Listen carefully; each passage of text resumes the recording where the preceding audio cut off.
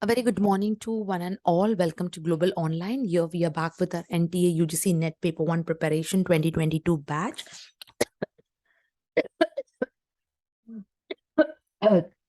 Extremely sorry. So we have started with our revision series, as you are all aware. And today we have research aptitude revision series. Basically, the whole week we are doing research aptitude MCQ series, and today we are going to see the the questions which are part of a previous year question papers, and you have to know them very well. So those questions I have taken. So before we go ahead, an important important announcement that from Monday, that is 19th September onwards, we are going to start with a new unit. That will be a new batch wherein we are going to see again the MCQ series as well as the concepts of that particular unit. At the same time, as your exams are coming nearby, Global Online has brought a quick revision PDF for paper 1, which consists of 2000 plus MCQs, updated MCQs, current affairs, previous year question papers, most repeated questions, which you can get an access with the help of the given WhatsApp number. The fees for same is 599, and definitely this revision PDF will help you with your last minute confident revision for your examination. Coming to paper 2, for paper 2, we have notes and MCQs available for the given subjects, which are reflected on the screen. We have added philosophy as one of the latest subject. The cost for same is 1700. Now you can get a 25% discount for this, as we have an offer going on. In case if you want to access the same, you can get in touch with us on the given WhatsApp number. So 25% discount. That comes to 1275, which you have to pay as a part of your fees. Now, as you all are aware that in research aptitude, you have the total number of questions 5. You have total number of marks allotted to this unit is 10. So every question carries ideally 2 marks. Research aptitude syllabus, as we have taken a note of all, and almost most of the topics we have completed completed with research method, steps, thesis, application, and research ethics. I'm just sorry for this. So let's, without delay, start with the first question for the day. The question is talking about which of the following is a method of quantitative research. Okay, so we are talking about what? We are talking about one of the method of quantitative research. So which which from the given is a part of quantitative research. Now, quantitative research and qualitative research, I have explained the concepts also. I have explained the important points. I have told you to make a note of important points.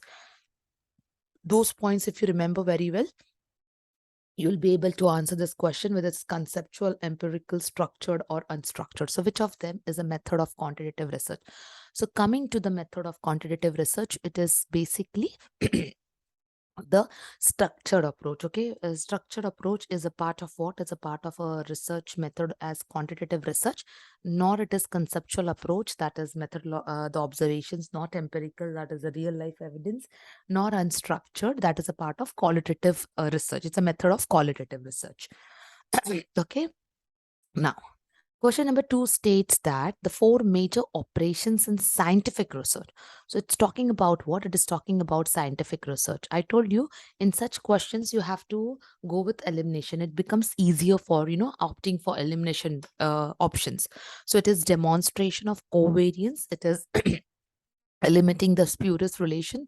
It is sequencing, in terms of time and order, self-education, operationalization of personal choice, and theorization. So which basically what indicates the major operation. So they are saying that from the given option, 4 major operations are the part of what? They are the part of scientific research. So which are they? Well, I want you to read the option once again. If you can read it on your own, you read it slowly, or else I'll read it for you. Demonstration of covariance, elimination of spurious relation, sequencing in terms of time order, self-education, operationalization, and theorization. So what indicates, the operations in scientific research? So from the given option, the operations concerned in scientific research is option number 3, that is C. So it includes demonstration of covariance. It talks about elimination of spurious relation, that is the fake relation. It talks about sequencing the time and order, and it talks about operationalization of it talks about theorization. So self-education and operationalization of personal choice are eliminated. So the self-education and personal choice are eliminated options, and these are the four options which are the major operations in scientific research. Next we have is the question as statement, assertion and reasoning, and you need to identify the same. So when we talk about assertion, action research is basically a type of applied research which emerged during 1990s. This is your assertion. So from the assertion point of view, when you look at the reason, action research employs investigative and analytical research methods to evolve practical solutions to any given problem based on research based. So it states what, whether it is true, false, correct, incorrect, what exactly it is. It states that action research is basically a type of applied research, whereas reason says that action research employs investigative and analytical research to evolve practical solutions. So what exactly it is based on? So from the given option, yes, option number A, that is A is true, that it is basically a type of applied research which was emerged during 1990. And yes, it employs investigative and analytical research to solve the problem solution. I mean to say, to ensure that the research is, problem, it is based solution is research. Basically, it is research based. So yes, both the statements are correct with respect to assertion and reasoning. Now we have matched the following. Now we have done this all these types of research very well with the characteristics with individual topics also. So let's see how you understand. So we have types of research and characteristics. So it's inductive research, deductive research, basic research, or empirical research. So when we talk about when we talk about characteristics, it is associated with generating the theory generating, whether it is associated with theory testing, whether it is intellectually challenging, or whether it is field work based research. So you have, you know, as I said in math, the followings also you can go with, specific things and then come to, to a conclusion directly. So let's see how it goes. I've given you a little bit time to come to the answer. Coming to the yes. Coming to the answer, the right answer is option number B. Now see, a little bit your screen is spoiled, just so sorry for that. So if you see now, if you are not able to answer this empirical research, we have studied many a times, that is field work based, but D is for year also and D is for year also. Now we have basic research. So basic research, see, generating and testing. Obviously, they are related to inductive and deductive. So basic research is intellectually challenging. That is applying the fundamental principles. So C will be 3. So 3 comes here in C. So obviously, option answer will be A, but answer will be B. So let's see that inductive research is something which is associated with theory generation, whereas deductive is basically talking about theory testing. Okay. And that is, I hope, that is A is 1 and B is 2. So in that sense, your right option comes to option number B, that is the match the following for correct option. Now, in experimental study, what? Independent variable can be manipulated, dependent variable can be manipulated, establish cause and effect, randomization is in group selection, or retrospective type. Okay, so which says that the options are right with reference to experimental study. So here also you can go with your elimination and elimination, or at least with the top answers, or the options which which you are sure about. Okay, so let's see which is the right answer. If you know that which answers or which options codes you are, definitely they are sure about experimental research, you will also be able to get that type, or with elimination. But every time elimination may not work if you're not known with the options. So let's see what it is. So basically, in experimental study, Yes, what is all included is option number D. That is, yes, independent variable can be manipulated, dependent variable can be manipulated is wrong. So if you see, ideally B is wrong. Okay. Establish cause and effect relationship, yes, and randomization and group selection. That there is nothing called as retrospective type. So B and E gets eliminated, but B is common. So yes, the right answer comes as option number D. Then coming to next is which of the following activities are performed by the researcher in an ethnographic research? So when we talk about ethnographic research, does it conducts interview with the members of the community? Does it gets immersed in the social setting? Does it listens to engage in conversation, or it tries to educate the people about the harm of evil practices?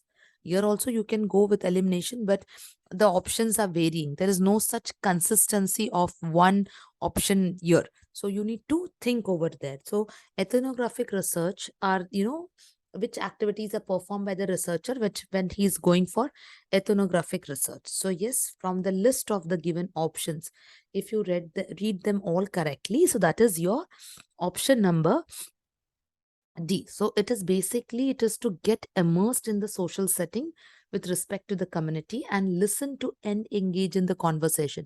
Then only they will be able to, get justification for their research with the community, with the culture, with the participants. Okay. And it is unstructured interviews. Such interviews are not structured. So yes, it is, and tries to educate people about evil practice is the wrong option. So, but if you see, deal is not given consistently everywhere. So we have to go with every option very carefully.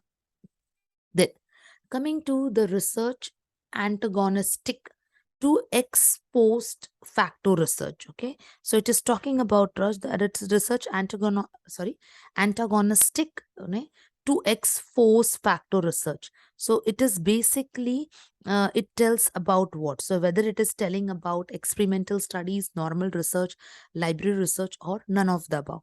Now here, antagonistic, it means, the actually the one who opposes. Okay, it is opponent, you can say as opponent. So you need to know the meaning of the vocabulary. So the research gonistic to ex post facto research, the one who is opponent to ex post facto research, whether it is experimental, whether it's normal research, whether it's library research, or whether it is none of the above. So yes, it is basically experimental. Now how is this possible, or how does it is no connected? So if you see, for example, a researcher is interested in how weight influence self-esteem levels in adult. So the participants would be separated into different groups like underweight, normal weight, overweight, and their self-esteem levels will be measured. This is an ex post facto design because a pre-existing characteristics, that is weight, okay, is considered in order to form the groups, or in order to understand the research content. So basically this is how it is implemented. So I hope everyone, the one who is one who is doing an experimental research will be definitely will be relating to what it relating it to ex post facto research. Now, let's see question number 8. So question number 8 talks about assertion qualitative research have higher degree of flexibility. Reasoning in qualitative research, the response of the participant determines the question researcher should ask next. Okay. So this is a reason and this is a assertion. So both whether the statement is correct, wrong, right. Okay. So when we talk about qualitative research having higher degree of flexibility, and they're saying that in qualitative research, the response of the participants determine the question researchers should ask next. So based on the given assertion, what will be the reasoning? So yes, when we talk about, yes, qualitative research requires a high degree of flexibility. Why? Because it, the response of the participant determines the what researchers should, come up with next. And hence for that, a flexibility works, flexibility needs to work at greater level. Then now here they have given us a question, a example, and you need to answer it. A university teacher plans to improve the study habits of student in his or her class. So now a university teacher is planning to improve the student habits in his or her class. So what type of research pattern will be helpful? Whether it is evaluative, whether it is fundamental, whether it is applied, or whether it is action research. So when we talk about a university teacher who is planning to improve the study habits of the student in his or her class, it is called as the pattern of what? So basically, it is termed as what? It is termed as an action research, because a teacher is planning to improve the habits. Okay. And for that, a pattern which will be followed by the teacher is the action research, where there will be an immediate action to the problem, that is to seek the solution. So hence the right answer will be action research. Now, components of research design. So they are asking us which are the factors or components of research design. Is it comparison? Is it control? Is it reactivity? Is it manipulation, or non-representativeness, or generalization?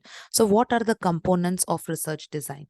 So I'll repeat again, that is comparison, control, reactivity, manipulation, representatives, or generalization. So what results into the components of research design? So it is basically, when you talk about research design, we have done research design very well. So research design indicates which components. So it is the components such as comparison, yes; control, yes; then we have manipulation, yes; and then we have the generalization. Non-representatives and reactivity is not a component of research design, and hence option number 4 will be considered as what? Will be considered as the right answer. Okay, we have completed first 10 questions. Today I have plus 9. We have more 9 questions to do, because in total 19 questions I have listed in order to complete, today's revision. So now here we have the research methodology, and we have aims of research. So we have fundamental research, that is basic research; pure research; we have exploratory research; we have qualitative research; and we have diagnostic research. And you have to compare it with the aims of research. So they have given aims in gaining familiarity, discovering the motives, finding the cause of problem, attainment of knowledge. So which, let's see what exactly it is talking about. That is a research methodology as well as the aims of research. So when we talk about research methodology and aims, which option matches well? That is option number C. So when we talk about fundamental research, it is basically talking about more attainment of knowledge and expanding the new principles, that is based on fundamentals. Exploratory research, if you see, it gains familiarity with the phenomena which we are not familiar, so you're exploring it. Qualitative research, it states that, it talks about the motives of human behavior. Qualitative, describing, discovering. And diagnostic research, which is finding a cause of problem and a solution. So if you see D, diagnostic, cause, and problem, so 3, but D3 is given in 2 ways, so you had to compare this both them and then come to the right answer. So be careful in such questions. You tends to get trapped and do a mistake. So you have to be very careful for such questions. Coming to question number 12, a survey conducted to understand the amount of time learners take to understand a concept. So a teacher, maybe like a teacher is conducting a survey, or any person is conducting a survey to understand a time learner takes to understand a concept. So whether it is descriptive, fundamental, qualitative, or quantitative, remember what is written very clearly. A survey is conducted to understand the amount of time learners take to understand the concept. So basically, it is what if a learner takes to understand a time to understand the concept, it will be considered as your quantitative research. Now see, don't misread the sentence. Survey is conducted to understand the time, amount of time. So time quantifies. So it is called as quantitative research. Okay. Then we have question number 13.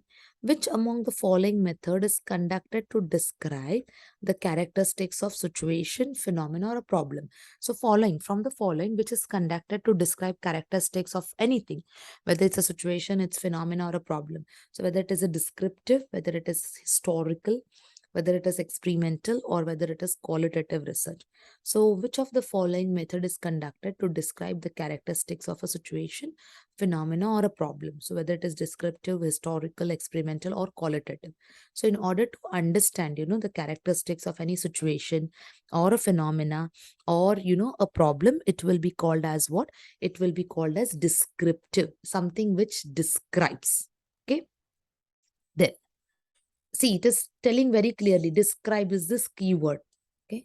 Now, phenomena is what? A qualitative research, individual experience. It involves simulation or approach to review of literature. So when we say phenomena, phenomenology, so from the given option, what? Process. Phenomena is nothing but process. So what will a process include? Qualitative research, individual, simulation, or approach? So basically, phenomena includes what? It includes a form of qualitative research, a process, and the individual experiences, simulation and literature review. It's not, we are not aware of it. In what situation? It is just telling process. So yes, qualitative and individual experience. That is option number A and option number B. Then we have next question again is the researchers and the set 2 talks about their characteristics. So we have historical research, we have action research, survey research, experimental research, and we have done this all with with various ways. So when I say historical research, when I say action research, when I say survey research or experimental research, whether it will be matched with the current status, control variables, or natural settings, or local problems, or past oriented. So basically it will be what from the given list. Okay, so let's see. So when we talk about, yes, so it is basically option number B, that is historical research will relate to past. Yes. Action research will relate to the problem. Yes. Survey research will be relating to your natural settings, and experimental research will be relating to the variables, control of variables. So see, all the keywords are given. It is your indication to identify the keywords very well. Okay. Then coming next is 7th, formulation of a research problem. So in order to form a research problem, what exactly depends upon? That is the researcher's choice, the specific question, conceptual model, a factor, unlimiting the study, or construction of hypothesis. So when you formulate a problem, it depends upon what? It will be depending upon what? From the given list. So when we formulate a problem, it will basically talk about, that is the object behind the researcher choice, the specific question, conceptual model, as well as the construction of hypothesis. Negative factors and unlimiting will not be a choice of what? Will not be a choice of a research problem. So it is basically all these options will be definitely a part of your formulation of a research problem. Then coming to ICT. ICT helps a researcher in what? To identify the appropriate source of information, literature survey, collection of data, or all of this. So when I talk about ICT, it helps researcher in what way? Whether it is identify the research areas with appropriate information, literature review, collection of data, or all of this. So when we talk about all this ICT, that is information and communication technology in research, it will definitely talk about everything, whether it is source of information, problem area, literature review, critical analysis, everywhere you can make use of ICT, and hence the option will be option number D. Okay. And then coming to the last question of the day, the last question is on characteristics. As I said, characteristics are also is a common topic where you find a lot of questions. So reliability, validity, objectivity, and credibility. So which is the right answer when it comes to types of researches and the following? So yes, when it comes to type of researches and the following, so when you talk about reliability, validity, objectivity, and credibility, it comes to what? It comes to option number B. So reliability talks about consistency and trustworthy. We have done this in code format also. Validity talks about what? It talks about the measures. Objectivity talks about, the free from any type of biasness, and credibility talks about relying more on primary data compared to secondary data. So yes, individually also we have done this, but collectively also you should remember this very well. So 19 questions we have completed. It will be great if students will put their scores in the chat box. It will easier us to understand how the scores are going on, what level of more difficulty will be adding. And on Monday, we'll be meeting again at 10 a.m. live with our next set of unit. Okay. That's all for the day. Thank you, everyone. And see you in the Monday live class at 10 a.m.